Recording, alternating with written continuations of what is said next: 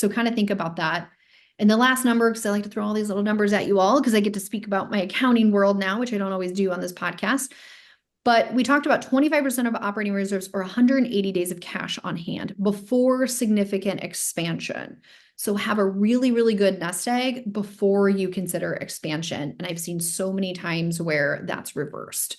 Leaders want to go and expand because we think that that's going to be the answer. The reality is that federal funding is rarely the answer for transforming the financial position of your organization. Rachel, I know you can attest to this. The reality is, yes, you're going to be able to expand potentially your outreach and your program, but government funding doesn't typically give you much of a margin to build the infrastructure. I've seen the most vulnerable organizations from a cash flow standpoint be those that are heavily concentrated in government funding. There's just not enough money left over to, number one, fund the infrastructure you have. Number two, build any sort of reserve on top of that. It's just not going to happen.